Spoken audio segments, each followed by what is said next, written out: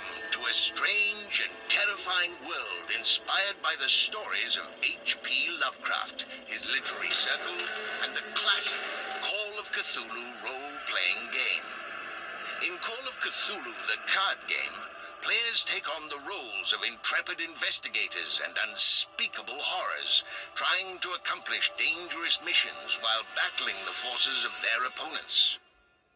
Call of Cthulhu, the card game, is a two-player dueling game that can be played using only the contents of the core set. The Call of Cthulhu core set features 165 cards that can be used to assemble 21 different deck combinations right out of the box. The cards are divided among the 7 factions of the Call of Cthulhu card game: the Agency, Miskatonic University, the Syndicate, Cthulhu, Pastor, Yog-Sothoth, and Shub-Niggurath. Any two of these factions can be combined to form a playable deck. In addition, Call of Cthulhu is also a living card game, and your enjoyment and experience of the game can be customized and enhanced through the addition of regularly released 40-card expansions called Asylum Packs. Each Asylum Pack provides you with new options and strategies for each deck in the core set, as well as cards you can use to build original decks of your own. There are 5 different card types in the Call of Cthulhu card game. Story cards create the field of play where the opposing forces will compete. Character cards represent the heroes, villains, investigators, and monsters of the Cthulhu mythos. Support cards represent items, weapons, and strategic locations that can be used by the characters to support their efforts. Event cards represent unexpected tactics, maneuvers, curses, arcane spells, and other shifts that can occur during play. And finally, conspiracy cards are similar to story cards, but they can be initiated by one of the players from his hand. The game board forms the center of the Call of Cthulhu card game play area. It holds the story cards that players will investigate and attempt to win throughout the game, the story deck, from which 1 story cards are replenished, and both a pool and success track for the Cthulhu success tokens. Players place success tokens on the success track, on their side of the game board as they succeed at the stories in the game. Wound tokens are placed on character cards to track wounds dealt to that character. Domains are used to play cards during the game, and the Cthulhu domain markers are used to mark when a domain has been used by a player.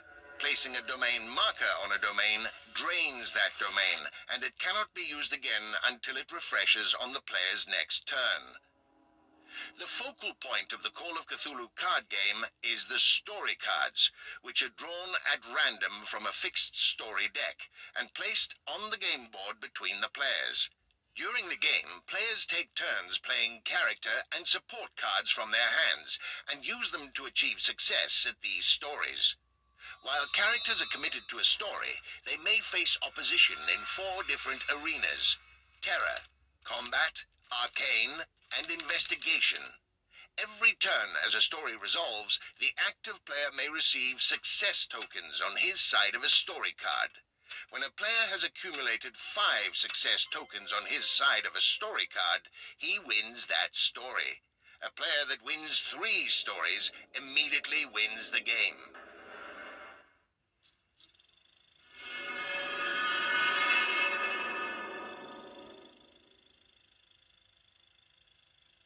Before playing the Call of Cthulhu living card game, both players follow these quick steps in order. As with any deck of playing cards, each player shuffles the cards in his deck until they're sufficiently randomized.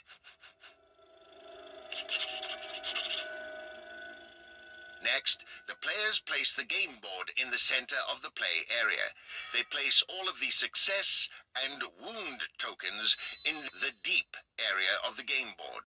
One player shuffles the story deck and deals 3 story cards face up to the center of the game board. The remainder of the story cards are placed face down in the space designated for the story deck.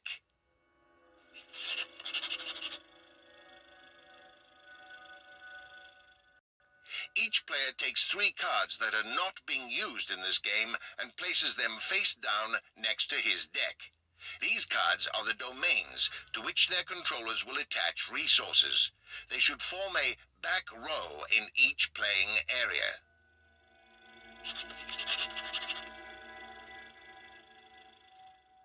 Each player now draws 8 cards from his deck.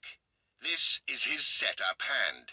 He chooses 5 of these cards to be his opening hand.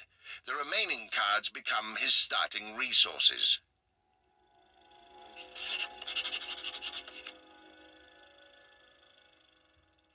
Finally, each player takes the remaining 3 cards from his setup hand and attaches 1 face up and upside down to each of his 3 domains. The card bottom and resource icon should be all that is visible above the domain card. The attached cards are now considered resources.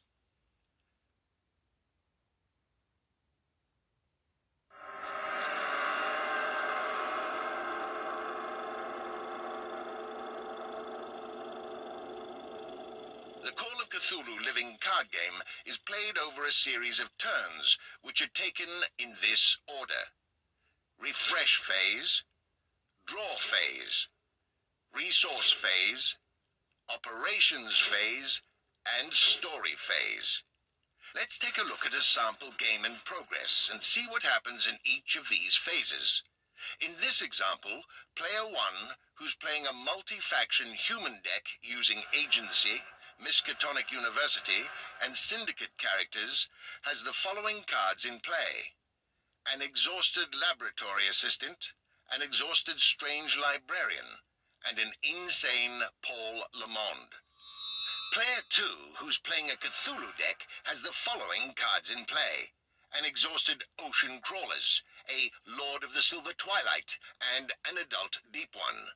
Player 2 has just completed his story phase, and it's now player 1's turn.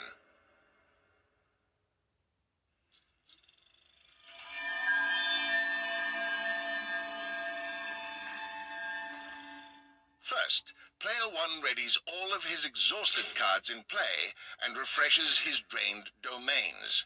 Then he can choose 1 insane character and restore it to sanity.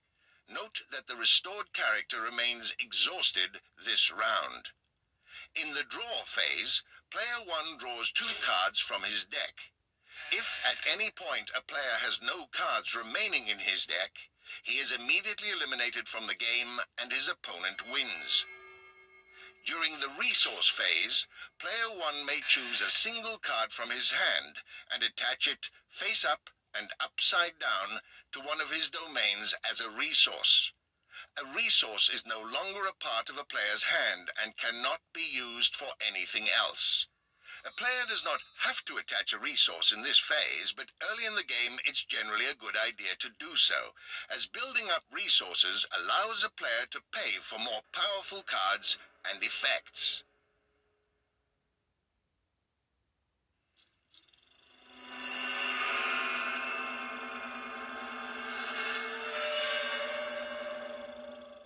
The operations phase is the only phase when a player is allowed to play character and support cards from his hand. Only the active player, player 1 in this example, may play character and support cards during this phase. In order for a player to play a card from his hand or to activate certain card effects, he must pay for it by draining a domain with sufficient resources. The cost of the card is in the upper left-hand corner of the card. This is the minimum number of resources that must be attached to a domain to pay for that card. Also note that when draining a domain to play a non-neutral card, at least one of the attached resources must be of that card's faction. This is called making a resource match. Cthulhu figures are placed on the domains to indicate when they have been drained. In our example, player 1 drains a domain with 3 resources attached to play the hired muscle card from his hand. Notice that he could not play the Syndicate Liaison, as this card belongs to the Syndicate faction, and there are no Syndicate resources attached to this domain. Player 1 then drains one of his other domains and attaches the Choo-Choo talisman to the hired muscle.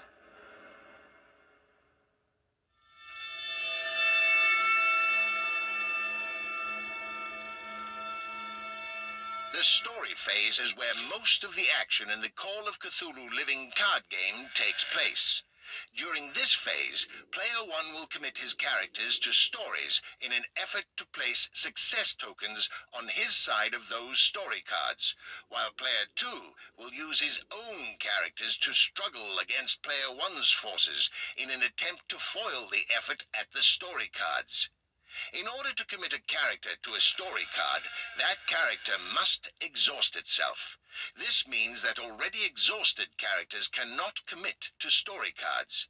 In this example, player 1 decides to commit all 3 of his readied characters to the Through the Gates story card.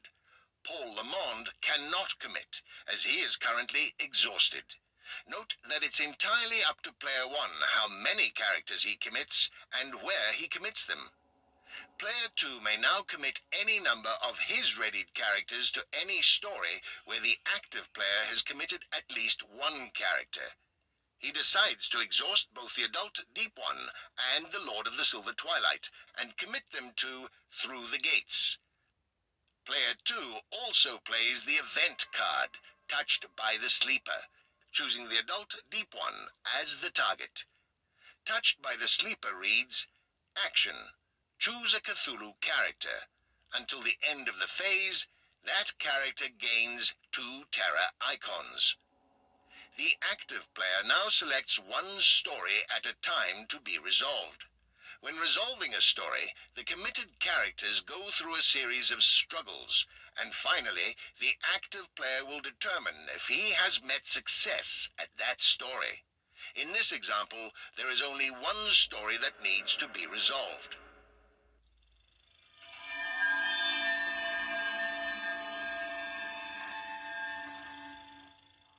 There are 4 struggles on a story card, resolved in this order: Terror, Combat, Arcane, and Investigation. To resolve a struggle, such as Terror, the active player counts the total number of the relevant icon on all his committed characters at that story. Then the opponent does the same for his characters that are committed to the story. The player who has the most icons of the relevant type wins that struggle and immediately exercises its specific effect. If the players tie when counting the number of icons, then nothing happens and the game proceeds to the next step. The player who loses a terror struggle must immediately choose one of his characters to go insane, if able. That character is no longer committed to the story and is considered to have fled the scene, gibbering and drooling. An insane character is placed face down and exhausted in its controller's play area. Player 1 counts 2 terror icons, and player 2 counts 3 terror icons. Player 2 wins the terror struggle, and the strange librarian is immediately chosen by player 1 to go insane. The player who loses a combat struggle must immediately choose one of his characters committed to that story to take a wound, if able. Most characters are destroyed after taking a single wound, but some are able to withstand more damage if their character has a toughness keyword.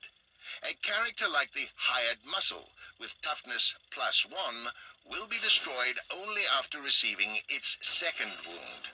Player 1 counts 3 combat icons and player 2 counts 2 combat icons. Player 1 has won the combat struggle, and player 2 chooses the Lord of the Silver Twilight to take a wound. This destroys the Lord of the Silver Twilight, who is then placed in his owner's discard pile. The player who wins an arcane struggle may immediately ready one of his characters committed to that story. The character is still considered to be committed to that story, but is no longer exhausted. Player 1 counts 0 arcane icons, and player 2 counts 1 arcane icon. Player 2 has won the arcane struggle, and readies the adult Deep One. The winner of an investigation struggle may immediately place a success token on the story card currently being resolved. Player 1 counts 1 investigation icon, and Player 2 counts 0. Player 1 has won the investigation struggle and places a success token on Through the Gates.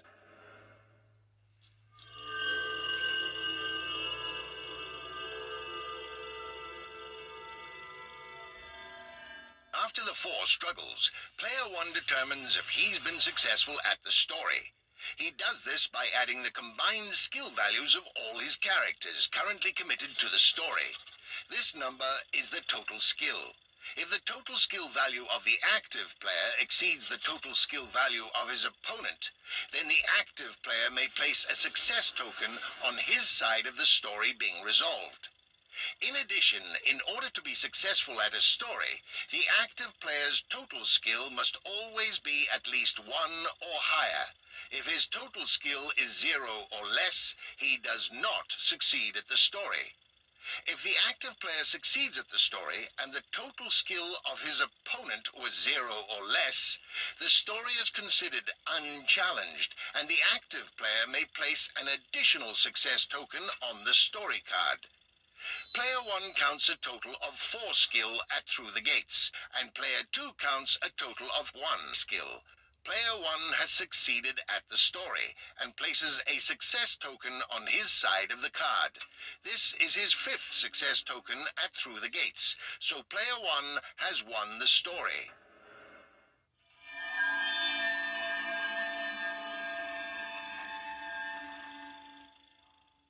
Immediately after a player has won a story, that player takes the story card, chooses whether or not to execute its effect, and then places it prominently in his game area, face up, to indicate that he has won the card.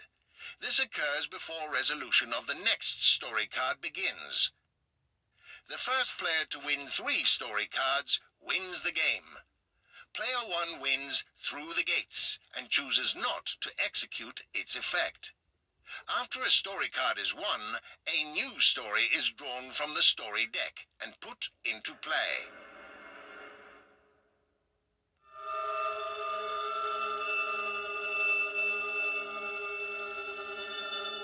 At the end of the story phase, players have one more chance to take actions, such as playing event cards or using card abilities in play, and then all characters are uncommitted from their story cards, retaining their current state of readiness or exhaustion. They are no longer committed to those stories and may commit to different story cards in the future when and if they are able. Play now passes to Player 2, who begins his turn with his refresh phase. The game continues in this fashion until someone wins 3 story cards. This concludes our overview of Call of Cthulhu, the living card game. For more information on updates, rules clarifications, community message boards, and organized play, visit www.cthulhulcg.com.